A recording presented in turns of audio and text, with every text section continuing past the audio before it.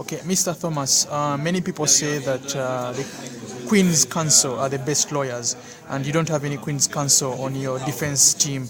Don't you think you're going to represent Dominique Ongwen in such a way that you won't be maybe qualified? So may I speak? Well, a lot of people place the big to do about the Queen's Counsel, but in fact there are very few countries, I think 5 or 6, England, New Zealand, Australia, a few others. And why they are very qualified lawyers, it's quite similar to the senior counsel which they're bringing back in Kenya. People who have been experienced a lot, and that's with Crispus, with the Honorable Ayano Odongo. He's been a lawyer for 31 years. He was part of the peace process. He knows these people.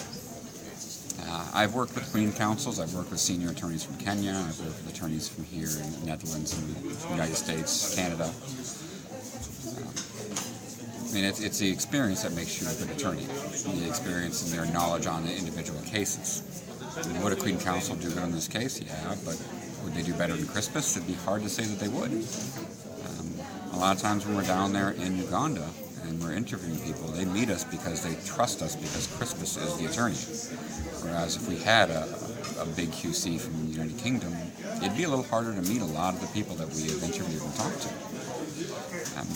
But I mean, we have people from have worked at every major tribunal. We have people who have worked here. I've worked here for 5 years. I worked on Major General Ali's case. I worked on President Uhuru Kenyatta's case. Charles Blake Day case as an advisor for a few months, and now this case. We've had people who've worked in the ICTY appeals chamber for the past 5 years. Somebody who worked in the Special Court of Sierra Leone has done investigations heavily, and is from Uganda, done investigations very heavily in Africa and in Asia and the Middle East. So we have a wide variety of people inside of there. The best thing is being able to mix and match skills. I mean, even in the cases, usually I see one QC total. But here, I think the best thing for Dominic is to have the team that he has. And I'm not just saying that for pride of ownership or pride of authorship. It's that you have people who are putting in the time, who are reading these 75 and 80,000 pages of evidence. And we're doing it with a smile on our face. I like my client, I like what I do. Same with Crispus. Same with everybody else in the team that you've seen in and out of, and the people that aren't in court that are back in Uganda, who are still investigating as we speak. So as the defense team, where do you get the resources to be able to investigate and travel, the accommodation? How do you manage? The ICC has a legal aid policy for people who are indigent. It was revamped in June of 2012. I believe it was June 4th, but I'm not entirely sure the exact date. Inside there, it states where people are, the type of funding you can get for the case. There's a budget that's given for every case that deals with Articles 5, 6, with Articles 6, 7, and 8.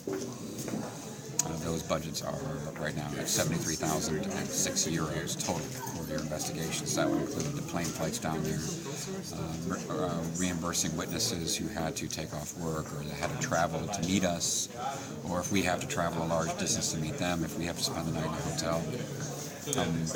Our team, just as some others have done, we are supplementing that by I live there.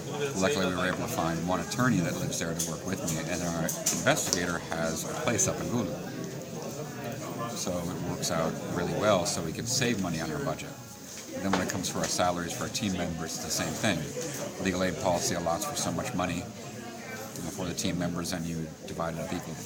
Of course, we do have a bigger team, a bigger legal team than most, which is funny because usually it's 3 in our legal team right now. So can you specify how much it is? Yeah, that's no problem at all. How much the legal aid policy gives is a public document. Lead counsel is $82.21. Assistant to counsel is $48.89. That is thousands in euros. Okay. Yeah, thousands. And then case manager is $39.74. That's what they allot for us. That's $39.74. 74,000. That's what it's allotted, but that's not necessarily what each team member receives.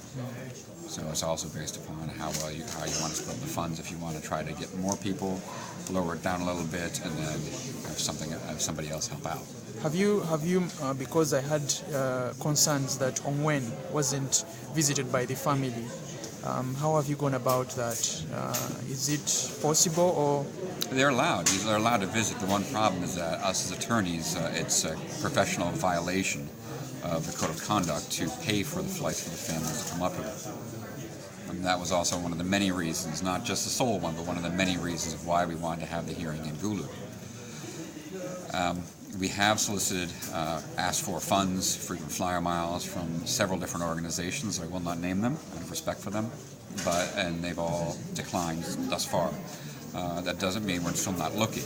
We are still looking and asking several different organizations to fly his cousins or aunts, uncles, his grandmother up to see him, even though I don't know if his grandmother is able to. But we have been asking, we have been looking. is the government assisting you to investigate No. this case? No, the government of Uganda is not directly assisting us. There's always the indirect assistance, as in if we ask for something, if we say, can we go here, they will facilitate us being allowed to go someplace. But they do not give us funds, they don't give us police escorts. When I worked in Kenya for the president, I didn't even get police escorts. I prefer not to. But it's not the government. I hate to say, when it comes to this investigation, I wouldn't say it's the government of Uganda's job. But have they extended a hand to assist you somewhere, somehow? When we've asked for certain things, they have said, yes, we'll help you. So if we've asked for documents or asked to meet people, sometimes it's a little slow, but that's every government in the world. So they have been willing to assist in those areas. So but when you're dealing with some of this stuff, it's stuff you don't necessarily want the government of Uganda to know. So what are the nationalities on your defense team now? And can you give us the names of the people who are starting with the lead counsel? Lead counsel, Crispus Ayano Odongo, Ugandan, of course, a member of parliament in Oyam North. Then you have myself, Thomas Obhof, I'm an Ohioan from the United States. You have Michelle Oliel, she's from Ontario, Canada. You have Abigail Bridgman, she's from Uganda. I have Roy Titus Ayana, also from Uganda. And then our investigator and assistant investigator, they are both Ugandans, but I will not release their names. It's for safety reasons. Okay. I just need you 5 minutes when you're free. Okay. So far the case, what's your opinion? The prosecution has submitted, you have submitted. In your overview, just in a few words, maybe 3 or 4, what can you say? Nothing out of the ordinary. It's essentially what we expected from this hearing. I don't say, for the most part, everything we sat there reading through was nothing big, nothing large. It's everything that we expected.